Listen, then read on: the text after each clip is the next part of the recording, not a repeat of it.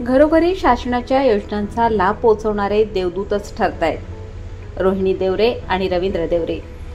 आपल्या सामाजिक कार्यातून सातपूर शहरासह पंचक्रोशीत ओळखले जाणारे देवरे दाम्पत्य यांनी आणखी एक समाज उपयोगी उपक्रमाला हात घातला असून अनेक गरजू नागरिकांना याची मदत होणार असल्याचे समोर येत आहे।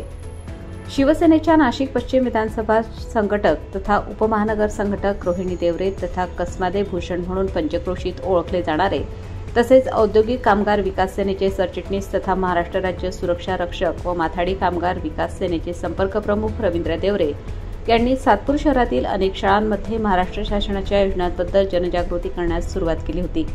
दरम्यान या योजनांचा फायदा रोहिणी देवरे आणि रवींद्र देवरे यांच्यामुळे अनेक विद्यार्थ्यांना मिळाला आहे। आतापर्यंत 300 पेक्षा अधिक विद्यार्थ्यांना बालसंगोपन योजनेचा लाभ हा रोहिणी देवरे आणि रवींद्र देवरे यांच्या माध्यमातून मिळाला आहे। आज सातपूरच्या श्री छत्रपती शिवाजी प्राथमिक आणि माध्यमिक विद्यालयात बालसंगोपन योजनेची माहिती रोहिणी देवरे आणि रवींद्र देवरे यांनी विद्यार्थ्यांना दिली। क्रांतीज्योती सावित्रीबाई फुले बालसंगोपन योजनेत 0 ते 18 वर्ष वयोगटातील अनाथ बालके, निरक्षित, निराधार, बेघर, बालकामगार असलेली, जन्मठेप कैद्यांची, दुर्धर आजाराने बाधित असलेल्या पालकांची तथा कोविड तसेच नैसर्गिक आपत्तीमध्ये पालक गमावलेल्या अथवा दोन्ही पालक दिव्यांग असलेल्या किंवा कौटुंबिक हिंसाचारात अडकलेली अथवा फारकत झालेल्या महिलांची मुलं अशा बालकांना प्रतिबालक 2250 दरमहा परिपोषण अनुदान या योजनेदरम्यान मिळत असतं। दरम्यान याच बालसंगोपन योजनेसंदर्भात रवींद्र देवरे यांनी आज छत्रपती शिवाजी विद्यालय सातपूर कॉलनी येथे शिक्षकांच्या उपस्थितीत जनजागृती केली। कसमादे भूषण रवींद्र देवरे यांनी अधिक माहिती जनहित में न्यूजला बोलताना दिली आहे। दरम्यान सातपूर परिसरामध्ये आपल्या विकास कामांच्या माध्यमातून रोहिणी देवरे आणि रवींद्र देवरे हे दाम्पत्य घरोघरी शासनाच्या महत्त्वाच्या योजनांचा लाभ पोहोचवणारे देवदूतच ठरत असल्याची चर्चा सर्वसामान्य नागरिकांमधून समोर येत आहे। 50 विद्यार्थी सर मी आतापर्यंत 200 मुलांना 198 मुलांना याचा लाभ मिळवून दिलेला आहे आणि हेच पुण्याचं काम मला अविरत करायचं आहे।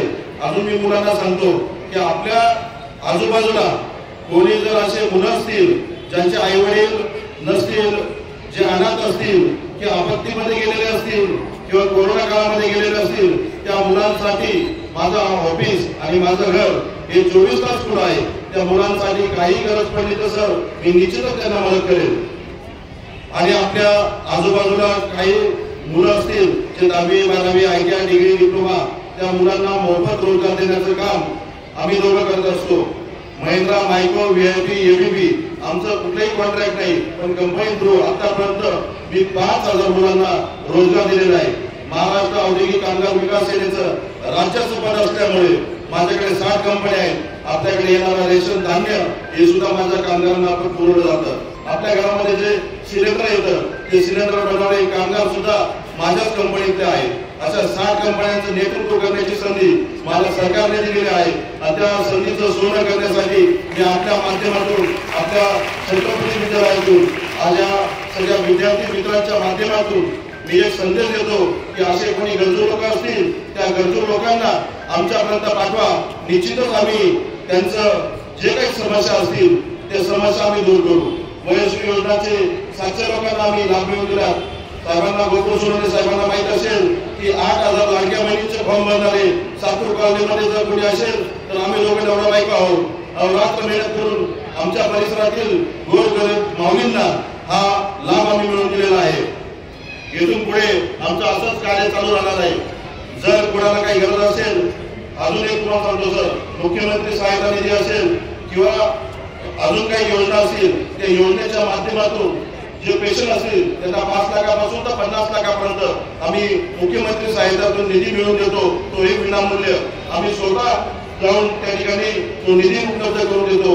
जर आपल्याला कोणाला नंबर लागत असेल तर माझा पत्रकावरती नंबर आहे, त्यांनी नंबर घ्यावा आणि आम्हाला तुमची संधी सेवा करण्याची संधी द्यावी नम्र विनंती।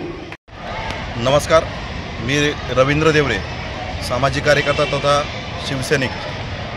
आपल्या महाराष्ट्र शासनाने बाल संगोपन योजना क्रांतीज्योती सावित्रीबाई फुले यांच्या नावाने 0 ते 18 वर्ष वयातील मुलांसाठी, ज्या मुलांना आई नाही वडील नाहीत किंवा अनाथ बालकं आहेत, ज्या बालकांचे वडील दिव्यांग आहेत, आई वडील दिव्यांग आहेत, किंवा दुर्धर आजारामध्ये ग्रस्त आहेत किंवा आपत्तीमध्ये किंवा कोरोनामध्ये मृत पावलेले आहेत अशा मुलांसाठी शासनाने बालसंगोपन योजनेच्या माध्यमातून त्यांच्या शिक्षणासाठी 2250 रुपये दरमहा देतात। ती योजना घरोघरी पोहोचावी, बालकांपर्यंत पोहोचवावी म्हणून माझ्या परिसरातील प्रत्येक शाळेमध्ये जाऊन मी या बालकांना आणि या मुलांना सगळी सविस्तर माहिती देऊन ही योजना पोहोचवत आहे। आत्तापर्यंत आम्ही 5ही शाळांमध्ये गेलो, 250 ते 300 मुलांचा या ठिकाणी सहभाग आम्हाला मिळालेला आहे। लवकरात लवकर या मुलांना बालसंगोपन योजनेचे 2250 रुपये त्यांच्या खात्यावरती येतील। धन्यवाद।